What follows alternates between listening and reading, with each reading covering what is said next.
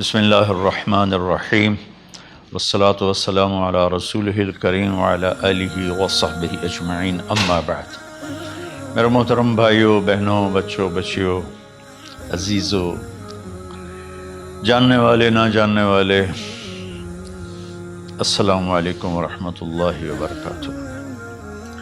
کچھ دنوں سے میں قرآن سے اللہ کی پسندیدہ ہستیاں کون ہیں، کہ اللہ کس کو پسند کرتا ہے، ولی دوست کو کہتے ہیں۔ تو اللہ کا دوست کون ہے؟ وہ یہ کوئی وراثتی چیز نہیں ہے کہ ایک بڑے اولیاء اللہ تھے تو اب ان کا بیٹا بھی انہی جیسا ہوگا۔ ہمارے یہاں وراثت چلتی ہے کہ بڑے بزرگ کا بیٹا بھی بزرگ بن جاتا ہے، چاہے وہ کلین شیو ہو، وہ لوگ اس کے پاؤں چوم رہے ہوتے ہیں، جہالت ہے۔ تو آج میں تھوڑا سا سورہ بنی اسرائیل ہے، اس میں بھی سارے اخلاق بیان ہوئے۔ میرے بھائی بہنوں، ایمان لانے کے بعد انسان بنتا ہے، اور اس کے بعد اس کی قیمت، اس کا بڑا پن، اس کی وجاہت، اس کی شرافت وہ پیسوں سے نہیں ہوتی۔ پیسوں سے انسان مالدار تو ہو جاتا ہے، بڑا نہیں بنتا، بڑا نہیں بنتا۔ ہمارا علم غلط ہو گیا۔ بڑا بڑا بندہ جے بولدیاں 3 ملن یہ 200 مربن، یہ نوابہ فلانا ہے، نوابہ فلانا ہے۔ میرے بھائیو، یہ بالکل غلط علم ہے۔ بڑا وہ ہے جسے اللہ پسند کرے، بڑا وہ ہے جو میرے نبی کی زندگی کے پیچھے چلے، بڑا وہ ہے جس سے اللہ تعالیٰ راضی ہو جائے، باقی سب چھوٹے چھوٹے ہیں۔ تو آج ایک تیسری جگہ سے میں کچھ باتیں قرآن سے عرض کروں گا جن کا تعلق ہمارے ایمان سے بھی ہے، اخلاق سے بھی ہے۔ وہ ہے بسم اللہ الرحمن الرحیم وقضى ربك الا تعبدوا الا اياه بالوالدين احسانا اما يبلغن عندك الكبر احدهما او كلاهما فلا تقل لهما اف ولا تنهرهما وقل لهما قولا كريما واخفض لهما جناح الذل من الرحمة وقل رب ارحمهما كما ربياني صغيرا۔ یہ بہت بڑا مضمون ہے۔ اللہ نے قرآن بھر دیا والدین کے خدمت کے لیے، والدین کی اطاعت کے لیے، والدین کی ماننے کے لیے۔ پہلا جملہ ہے اور تیرے رب نے فیصلہ کیا، ایک مطلب۔ دوسرا، اور تیرے رب نے حکم کیا کہ بندگی صرف اللہ کی ہے، بندگی صرف اللہ کی ہے۔ عبد اسے کہتے ہیں جو ہر بات پہ سر جھکا دے، عبد اسے کہتے ہیں جو ہر بات پہ بچھ جائے، اس کو عبد کہتا ہے۔ تو اللہ کہہ رہا ہے میرے بندو، میرا ایک فیصلہ ہے اور میرا ایک حکم ہے، میرے سوا نہ تمہارا ہاتھ کسی کے آگے پھیلے، نہ تمہاری گردن کسی کے آگے جھکے۔ ایک دوسرے سے مدد لینا، اس کو ایک دوسرے کی تعاونوں میں آ جاتا، تعاونوا علی البر والتقوی، ایک دوسرے کا ساتھ دو، ایک دوسرے کی مدد کرو۔ میرے نبی قرضہ اٹھاتے تھے۔ میرے نبی جب انتقال ہوا تو آپ کی زرہ 9 وسق پر، وسق 5 من کا ہوتا ہے، تو وہ جو کے بدلے آپ نے زرہ رکھوائی تھی کہ جب میں تمہیں ادا کروں گا زرہ لے لوں گا، اور آپ کا انتقال ہو گیا، آپ زرہ اپنی واپس نہیں لے سکے۔ وہ چیزیں جن کا تعلق صرف اللہ کی ذات سے ہے اور کوئی نہیں کر سکتا، اس میں صرف اللہ کے آگے ہاتھ پھیلا، جیسے ہم کہتے ہیں مدد، نصرت۔ اللہ کہتا میں ہوں، الا ان نصر اللہ قریب، سنو میری مدد تمہارے قریب ہے۔ تو اللہ تعبدوا الا ایاہ، بس ایک چھوٹا سا جملہ اللہ نے یہاں کیا، چونکہ یہاں اللہ نے والدین اور اخلاق بتانے تھے تو اپنے لیے صرف ایک جملہ بولا، باقی باتیں بھی اللہ کے لیے ہیں، لیکن اللہ نے میری بندگی، اس بندگی سے مراد 5 وقت کی نماز نہیں ہے، حج، روزہ، زکوٰۃ نہیں ہے اس کی مراد، یہ ساری باتیں داخل ہیں، اور اس کے ساتھ 24 گھنٹے کی زندگی اللہ کی مرضی پر گزارو، نفع آئے تو شکر ادا کرو، نقصان ہو تو صبر کرو، برداشت کرو، پھر بھی شکر ادا کرو کہ میرا رب یہ کہہ رہا ہے کہ میں نے صرف اللہ سے تعلق جوڑنا ہے۔ اللہ کے نبی نے اپنے چچا زاد بھائی عبداللہ بن عباس سے فرمایا کہ یا غلام، اے نوجوان، اسی کا بکلمات فاحفظہ، میں تمہیں چند باتوں کی وصیت کرتا ہوں۔ کیا؟ احفظ اللہ، احفظ اللہ یحفظک اللہ، یحفظک اللہ، اللہ کے اوامر کی حفاظت کر، اللہ تیری حفاظت کرے گا۔ احفظ اللہ تجدہ تجاہک، تو اللہ کے اوامر، اسلام، حلال حرام کی پہچان کر کے زندگی گزار تو اللہ کو ہر وقت تو اپنی مدد کے لیے تیار پائے گا۔ اور لمبی حدیث ہے، بنا عشاء کی نماز کا وقت ہو رہا ہے، اس میں وہ جملہ جو اس میرے مضمون سے متعلق ہے، وَإِذَا سَأَلْتَ فَاسْأَلِ اللَّهِ، جب بھی مانگو اللہ سے مانگو، جب بھی مانگو اللہ سے مانگو، اللہ کے سوا کوئی دینے والا نہیں ہے، صرف اللہ ہے دینے کے لیے۔ وَإِذَا اسْتَعَنْتَ فَاسْتَعِنْ بِاللَّهِ، اور جب مدد کے لیے ہاتھ اٹھاؤ تو صرف اللہ کو پکارو، جب ضرورت حاجت کے لیے، مدد کے لیے ہاتھ اٹھاؤ تو اپنے اللہ کو پکارو۔ تو یہ حدیث کی بات بھی ہے اور یہ قرآن کی بات بھی ہے۔ اس کے بعد آگے اللہ کہتا ہے وَبِالْوَالِدَيْنِ إِحْسَانًا، اور اپنے والدین کے ساتھ احسان کرو۔ احسان کا کیا مطلب ہے؟ اللہ آگے اسی کی تشریح کر رہا ہے۔ ویسے احسان کا مطلب عربی میں ہوتا ہے، یہ جو ہمارا اردو کا احسان ہے، میں تیرے تو احسان کیتا تو ہوں میں نالے کی کر رہے ہیں، یہ بھی مطلب ہے، لیکن احسان کا اصل مطلب ہوتا ہے، احسان حسن سے ہے، حسن، حسن سے الف، 2 الف ملے اور احسان بن گیا۔ احسان کا مطلب ہوتا ہے کسی بھی کام کو جو دنیا کا ہے، دین کا ہے، اس سے انتہائی خوبصورت طریقے سے کرنا۔ جیسے کسی دلہن کا میک اپ ہوتا ہے نا، تو 5-6 گھنٹے 4 گھنٹے کے بعد وہ کہتی ہے، جو ہوتی ہے اس کا میک اپ کرنے والی، کہ جی بس یہ مکمل ہو گیا ہے اور اب اس سے آگے نہیں ہے۔ تو آخری انتہا، اچھائی کی آخری انتہا پر پہنچ کے کام کرنے کو احسان کہتے ہیں۔ تو میرا اللہ کہہ رہا ہے میرے بندو، اپنے والدین کے ساتھ وہ کرو کہ جو بھلائی کی، خدمت کی، ماننے کی آخری حد ہے۔ سبحان اللہ۔ وبالوالدین احسان، بالوالدین پہلے ہے، احسان بعد میں ہے۔ اللہ تعالیٰ نے باقی سب کو پیچھے کر کے فرمایا کہ دیکھو خاص طور پہ ماں باپ کے ساتھ وہ رویہ کرو کہ ان کے دل سے دعائیں نکلیں۔ چند دن پہلے ایک والد یوں ہاتھ اٹھا کے کہہ رہا تھا اپنے بیٹے، اکلوتا بیٹا، میں منگنا اللہ کو لو، اللہ تینوں چاہ لگے۔ باپ بیٹے کے لیے یہ دعا مانگ رہا تھا اور بیٹا اکیلا ہے، یہ بد دعا باپ کر رہا تھا۔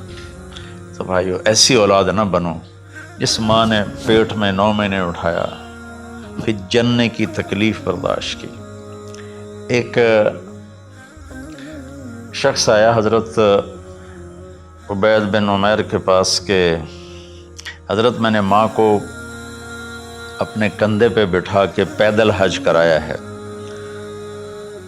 مینا لے گیا، عرفات لے گیا، مزدلفہ، پھر مینا، پھر مکہ، تو کیا میں نے ماں کا حق ادا کر دیا؟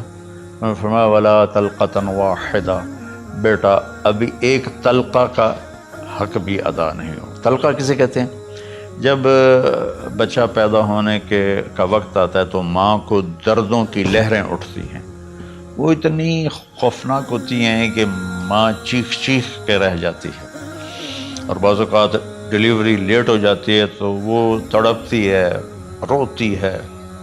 وہ جو لہریں ہیں نا پیٹ میں آتی ہیں جاتی ہیں، آتی ہیں جاتی ہیں، ایک لہر جو درد کی اٹھتی ہے اس کو کہتے ہیں طلقہ۔ میں قربان جاؤں، انہوں نے فرمایا بیٹا ابھی تیری ماں نے جو تجھے جنا تھا اس وقت جو تجھے درد، وہ تیری ماں نے درد کی لہریں برداشت کی تھیں، اس میں سے ایک لہر کا بھی حق ادا نہیں ہوا، یعنی کہ حق ادا ہو ہی نہیں سکتا۔ یہ مطلب کہ حق ادا ہو ہی نہیں سکتا کہ بیٹا ابھی ایک کا بھی نہیں۔ پھر حضرت عبداللہ بن عمر سے ایک شخص نے پوچھا کہ اچھا یہ جو آدمی تھا یہ خراسان، یہ ایران میں ہے اور افغانستان میں، یہاں سے ماں کو پیدل کندھے پہ بٹھا کے مکے پہنچا تھا، اندازہ لگا اس نے کتنی مشقت اٹھائی۔ اور عبید اللہ بن عمر کہتے ہیں بیٹا ابھی ایک لہر کا حق ادا نہیں ہوا۔ یہی سوال حضرت عبداللہ بن عمر سے کیا ایک شخص نے کہ حضرت میں نے اپنی ماں کو حج کرایا ہے، سارا میں نے پیدل کرایا ہے اور کندھے پہ اٹھا کے کرایا ہے، تو کیا میں نے ماں کا حق ادا کر دیا؟ وَلَا زَفْرَةً وَاحِدًا وَلَا زَفْرَةً وَاحِدًا۔ کہ بیٹا تیری ماں نے تجھے پالتے ہوئے جو تھک تھک کے لمبے لمبے سانس لیے، ہوکے بھرے، ابھی ایک ہوکے کا حق بھی ادا نہیں ہوا، یعنی حق ادا ہو ہی نہیں سکتا۔ تو احسان کے آگے تشریح آ رہی ہے۔ تو آج میں صرف اتنی بات کروں گا کہ میرے بھائیوں، میری بہنوں، میرے بچوں، میری بچیوں، اللہ کے واسطے ماں باپ کو دکھ نہ دینا ورنہ اللہ بھی ناراض ہو جائے گا۔ چند دن پہلے ایک بچہ بچی میرے پاس آئے، دونوں میڈیکل اسٹوڈنٹ تھے، کہیں کہ ہم شادی کرنا چاہتے ہیں۔ تو بچی نے کہا جی میرے والدین ناراض ہیں، وہ نہیں، اس رشتے پر راضی نہیں ہیں۔ تو میرے باپ کہتے ہیں اگر تو نے یہاں رشتہ کیا تو تیری میری ایک درمیان خط آئے، کھچ جائے گا خلیج، ہم اس پار نہیں آئیں گے تو اس پار نہیں آئے گی۔ میں نے کہا بیٹی جس ماں نے تجھے 9 مہینے پیٹ میں پالا، 2 سال تجھے دودھ پلایا، تیری پوٹیاں پیشاب صاف کیا، تجھے پیمپر باندھے، تجھے اٹھ اٹھ کے راتوں کو اپنی چھاتی سے دودھ پلایا، کیا اب اس کا اتنا بھی حق نہیں کہ تم اس کی رائے کا احترام کرو؟ اتنا بھی حق نہیں ہے؟ تو میں نے کہا بیٹا میری کوئی رائے نہیں ہے، تو اگر تیرے ماں باپ راضی ہیں تو بسم اللہ ضرور کر، اگر راضی نہیں ہے تو دیکھو موت تک تجھے ماں باپ کی دعا نہیں ملے گی، اور ماں باپ کی دعا نہ ملی تو کچھ بھی نہیں ملے گا۔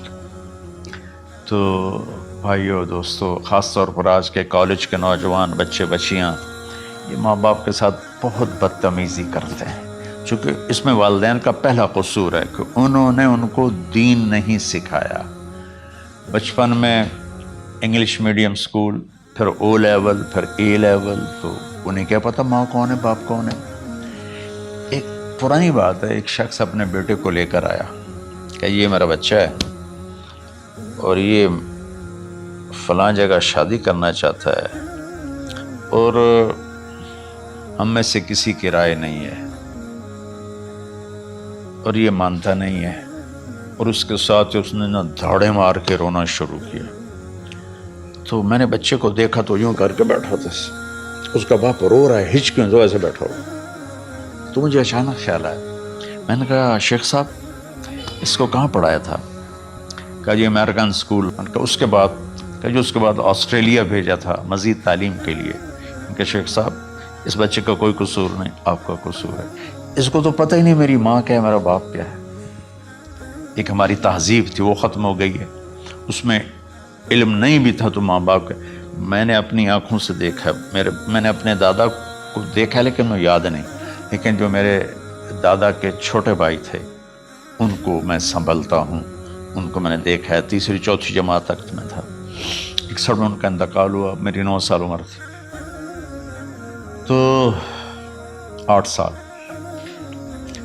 ان کے بیٹے جوان تھے، اور ڈیرے میں جب وہ بیٹھتے تھے تو ان کے بچے ان کے سامنے نہیں بیٹھتے تھے، ان کی پیٹھ کے پیچھے بیٹھتے تھے۔ اتنا ادب تھا، حالانکہ چاروں کے چاروں دین نہیں جانتے تھے، تہذیب تھی، ثقافت تھی، جو آج کی تہذیب نے ہم سے سب کچھ چھین لیا۔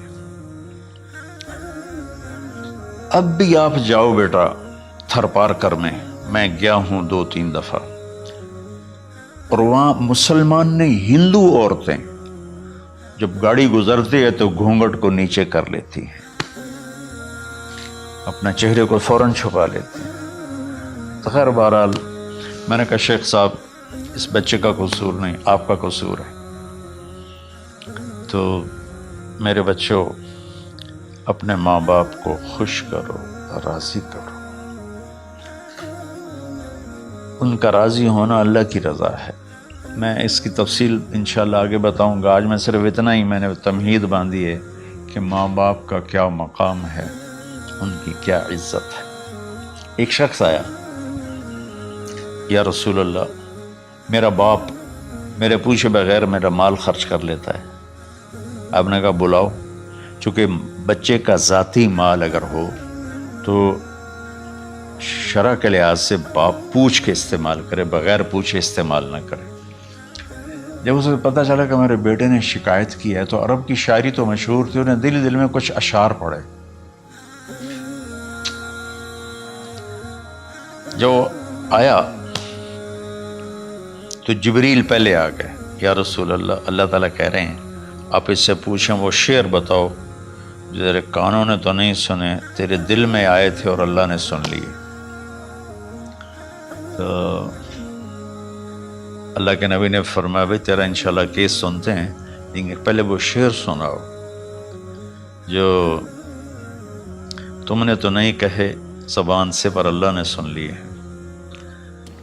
تو آپ نے اس سے ارشاد فرمایا کہ تمہاری بات ہم سنتے ہیں باپ بیٹے کی، لیکن پہلے وہ شعر سناؤ جو تیری زبان سے ادا نہیں ہوئے، تیرے کانوں نے نہیں سنے، تیرے دل کی گونج تھی اور تیرے دل کی آہ اور فریاد تھی جو دل ہی میں گھٹ کے رہ گئی، اسے اللہ نے سنا ہے۔ وہ کہتا ہے سناؤ۔ کہنے لگا یا رسول اللہ، آپ کا رب ہر وقت ہمارے ایمان کو آپ پر زیادہ سے زیادہ بڑھاتا رہتا ہے، اس ذات کی قسم جس کے قبضے میں میری جان ہے۔ یہ چند میرے دکھ بھرے خیالات الفاظ کی شکل میں ڈھلے، لیکن میری بزم تصور میں ہی رہے اور وہیں دفن ہو گئے، باہر نہیں نکلے، میری زبان سے ادا نہیں ہوئے، میرے کانوں نے نہیں سنا، آپ کے رب نے سن لیا۔ آپ نے کہا اچھا بتاؤ تم نے کہا کیا تھا؟ تم نے کہا جی میں نے بچے کی جب سنی شکایت میری کی ہے تو میں نے کہا تھا غضوتک مولودا وعلتک یافعا تعل بما اجنی علیک وتنہل واذا ضاقتک بالسقم لیلۃ لم ابت لسقمک الا ساہرا اتململ کأنی انا المتروک دونک بالذی ترکت به دونی وعینی تحملہ تخاف الرضا نفسی علیک وإنہا لتعلم ان الموت وقت مؤجل فلما بلغت السن والغایة التي الیہ مدى ما فیک كنت اؤمل جعلت جزائی غلظة وفظاظة كأنك انت المنعم المتفضل فلیتک ان لم ترع حق ابوتی فعلت كما الجار المجاور يفعل فأولیتنی حق الجوار لم تکن علی بمال دون مالک تبخل۔ میں بھی ترجمہ کرتا ہوں۔ اس کا میرے نبی پر کیا اثر ہوا کہ آپ کے ٹپ ٹپ آنسو گر رہے تھے اور آپ کی داڑھی آپ کے آنسوں سے تر ہو رہی تھی۔ یہ اتنا فصیح کلام ہے کہ عربوں کو بھی پسینہ آ جائے گا ترجمہ کرنے کے لیے، تو میں تو عربی نہیں ہوں، لیکن یہ فخر تو حاصل ہے، بھلے ہیں یا برے ہیں، 2-4 قدم ہم بھی تیرے ساتھ چلے ہیں۔ کچھ عرصہ اہل علم کی محفلوں میں بیٹھے، کچھ زبان کی شناسائی ہوئی، تو میں اپنی کم مائگی کے ساتھ اس کا ترجمہ کروں گا۔ وہ کہتا ہے غزوتک مولودا وعلتک یافعا، تعل بما اجنی علیک و تنحل، میرے بیٹے جس دن تو پیدا ہوا ہم نے اپنے لیے جینا چھوڑ دیا، ہوئے ہوئے ہوئے ہوئے، ہم تیرے لیے جیے۔ تیری ماں تجھے دودھ پلاتی تھی، میں تیرے لیے روٹی کے نوالے لاتا تھا، میری ساری کمائی پہلی اور آخری سب تیرے اوپر لگتی تھی۔ تجھے خوش دیکھتے تھے تو خوش ہوتے تھے، تجھے روتا دیکھتے تھے تو ہم روتے تھے۔ وَإِذَا ذَاقَتْكَ بِالسُّقْمِ لَيْلَةً لَمْ أَدْلِ سُقْمَكَ إِلَّا سَاهِرًا أَتَمَلْمَلُ، جب تو کبھی بیمار ہو جاتا تھا تو تیرے سرانے بیٹھ کر ہم ساری رات روتے تھے اور دعائیں کرتے تھے، یا اللہ ہمارے بچے کو بچا لے، ہمارے بچے کو صحت دے دے۔ اس تڑپ میں ساری رات میں جاگتا تھا، تیرے لیے میں نے اپنا سب کچھ لگا دیا، اپنے لیے جینا چھوڑ دیا، اپنی خواہشات کو دبایا، تیری ہر خواہش کو پورا کیا، تجھے مسکرانے کے لیے، تجھے ہنسانے کے لیے میں دھکے دھوڑے کھاتا رہا، کبھی گرمی لو کی جھلسا دینے والی ریت اور کبھی سردی کے سرد ہوا کے تھپیڑے، لیکن میں ان دونوں سے گزرتا ہوا تجھے پالنے کی خاطر اپنے آپ کو کھپاتا رہا۔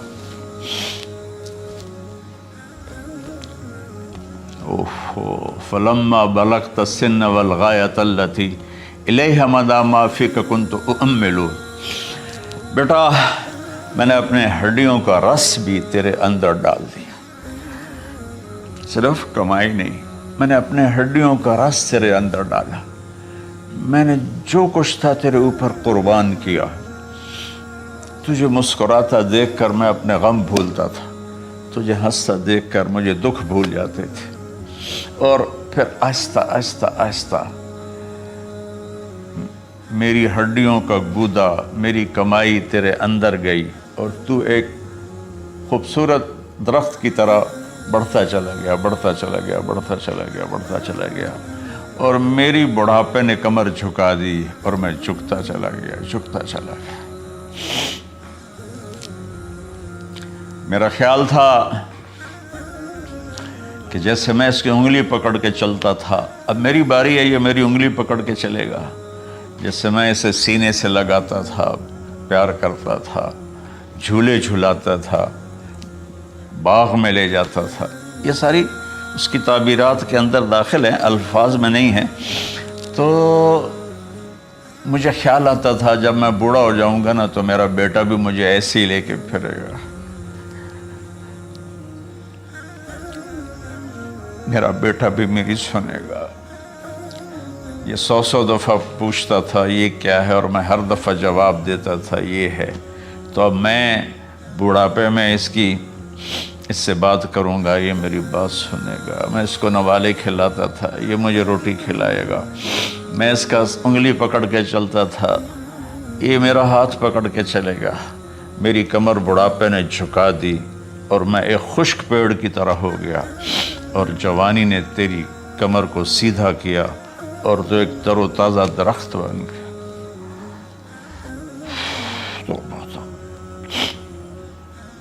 تو مجھے خیال آیا کہ میں نے 20 سال اس بچے کو پالا ہے، ابھی اپنی ماں اور باپ کو دیکھے گا، لیکن ایک دم اچانک کیا ہوا، فلما بلغت السن والغایۃ التی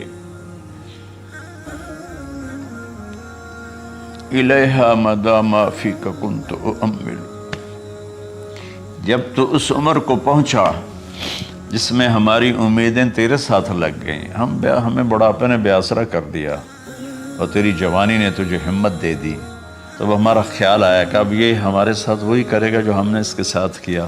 لیکن کیا ہوا، جعلت جزائی غلظۃ وفظاظۃ کأنک انت المنعم المتفضل، تو اتنا بدتمیز ہوا، تیری زبان چھری بن گئی، تیرا رویہ زہر بن گیا، اور میری ساری زندگی کی محنت کا بدلہ تو نے مجھے نافرمانی سے دیا، بد اخلاقی سے دیا، بدتمیزی سے دیا۔ میں حیرت بھری نظروں سے تجھے دیکھتا رہا اور میں اپنی پچھلی 20 سالہ زندگی کو جھٹلاتا رہا کہ میرا خیال میں اس کا نوکر ہوں اور یہ میرا مالک ہے، میں اس کا باپ نہیں، میں اس کا نوکر ہوں۔ کیونکہ ماں باپ کے ساتھ ایسا کوئی نہیں کرتا ہے، یہ میرا مالک ہے اور میں اس کا نوکر ہوں، اس لیے مجھے ڈانٹ رہا ہے۔ کتنے بچوں کو میں نے یہ کہتے سنا اپنے باپ کو، تو میرے واسطے آج تک کیتا کی، تو میرے واسطے آج تک بنایا کی۔ اور جو باپ بے بسی کی تصویر بنا ہوتا تھا وہ شکلیں بھی میرے سامنے ہیں۔ ہمارا دیہاتی ماحول زمیندارہ ماحول ہے، اب تو شہروں میں بھی یہی حال ہے۔ جس نے وہ لیول اے لیول کیا ہے اسے کیا پتہ ماں کسے کہتے ہیں، باپ کسے کہتے ہیں۔ تو میں نے اپنی آنکھوں سے باپ کی بے بسی اور بیٹے کا غرانہ ایک دفعہ نہیں کتنی دفعہ دیکھا۔ تو میرے واسطے آج تک ہی کیتا ہے، تو میرے واسطے آج تک ہی بنایا ہے۔ وہ کہتا ہے اچھا میرا بچہ جداں جوان ہو سو آپ پہ سمجھ جسو۔ جبریل انسانی شکل میں آئے کہ یا رسول اللہ کچھ سوال کی، قیامت کب آئے گی؟ کہا اللہ کو پتہ ہے۔ کہا کوئی نشانی؟ فرمایا جب دیکھو کہ بیٹیاں بھی ماؤں کو نوکر کی طرح دھتکار رہے ہوں تو سمجھنا قیامت آنے والی ہے۔ کچھ عرصہ پہلے ایک بچی اور ماں، تو ماں کچھ بات کر رہی تھی اور بیٹی کہہ رہی تھی بھوک نہیں بھوک نہیں، اور اس کی ماں کے خون سے بھرے ہوئے آنسو بہہ رہے تھے اور اس کی ہچکیاں لگ رہی تھی کہ یہ وہ ہے جس کو میں نے اپنے پیٹ سے جنا اور اپنی چھاتی کا دودھ پلاتے پلاتے پلاتے میں نے کتنی تکلیفیں برداشت کی، اور آج کر یہ بھوک نہیں۔ تو کمال کے اشعار میں سوچ رہا ہوں جب میرا یہ حال ہے 1400 سال بعد کہ میرے آنسو نہیں رک رہے، تو اللہ کے نبی تو زارو قطار روئے تھے، داڑھی آنسوں سے تر ہو گئی تھی۔ کہا بیٹا جب تو نے میری ساری زندگی کی محنتوں کا بدلہ بدتمیزی سے دیا، گالی گلوچ سے دیا، دھکے دے کر باپ کو گھر سے نکال دیتے ہیں، تو بیٹا میں یہ سمجھا کہ تو نے ایک خواب دیکھا تھا، تو نے ایک خواب دیکھا تھا کہ تو باپ ہے اور یہ بیٹا ہے۔ اصل حقیقت یہ ہے کہ یہ مالک ہے اور میں نوکر ہوں۔ پھر آگے کہتا فَلَيْتَكَ إِن لَمْ تَرَ حَقَّ أُبُوَّتِي فَعَلْتَ كَمَا الْجَارُ الْمُجَاوِرُ يُفْعَلُ۔ اچھا چلو بیٹا تو نے مجھے باپ تو نہ سمجھا، چلو ایک پڑوسی سمجھ لو۔ عرب میں پڑوسی کا بہت خیال کیا جاتا تھا، اور یہ عرب کی شان تھی کہ اپنے پڑوسی کو وہ عزت دیتے تھے جو اپنے گھر میں ایک دوسرے کو عزت دیتے تھے۔ تو اس نے پھر اس کی طرف اشارہ کیا کہ اگر میں تیرا باپ نہیں ہوں، تیرے رویوں کو دیکھ کر تو یہی لگتا ہے کہ میں تیرا نوکر ہوں، تو میرا مالک ہے، تو چلو اتنا تو کر دے جتنا ایک پڑوسی کے ساتھ کرتا ہے۔ فَأَوْلَيْتَنِي حَقَّ الْجِوَارِ وَلَمْ تَكُنْ عَلَيَّ مِن مَالٍ دُونَ مَالِكَ تَبْخَلُ۔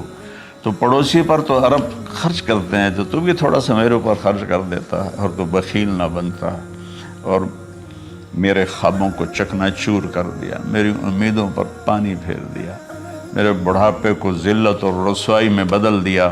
اچھا میرا پتر جا خوش رہو۔ ماں باپ کہاں بد دعائیں کرتے ہیں؟ تو میرے نبی کی آنکھوں سے آنسو، یہ ساری داڑھی تر ہو گئی، تو آپ نے اس کے بچے کو گریبان سے پکڑا اور جھٹکا دے کر دھکا دے کر دفع ہو جا، انت و مالک لابیک، تو اور تیرا سب کچھ تیرے باپ کا ہے۔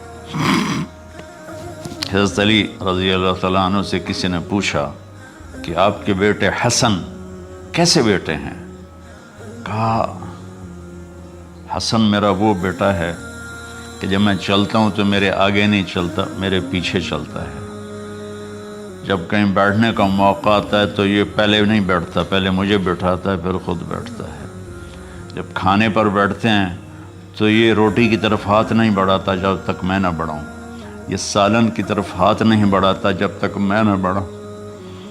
میں کمرے میں ہوں تو یہ چھت پہ نہیں چڑھتا کہ میرے باپ کی بے ادبی ہو جائے گی۔ میں حالانکہ چھت پہ چڑھنا ضرورت کے لیے ہوتا ہے، لیکن قربان جائیں اہل بیت کے ایسے ہی اخلاق ہوتے ہیں، آل رسول ایسے ہی ہوتے ہیں۔ میرے عزیزوں نوجوانوں سے کہہ رہا ہوں جن کے والدین زندہ ہیں، ہم تو محروم ہو گئے، وہ قبروں میں چلے گئے، لیکن میں اتنا مصروف رہتا ہوں۔ اب یہ کرونا کی وجہ سے گھر میں بیٹھے ہوئے ہیں، یعنی میری زندگی ایسے پہیے کی طرح گھومی ہے، اور پھر دل کی تکلیف، پھر اس کے ساتھ سر کا درد شدید۔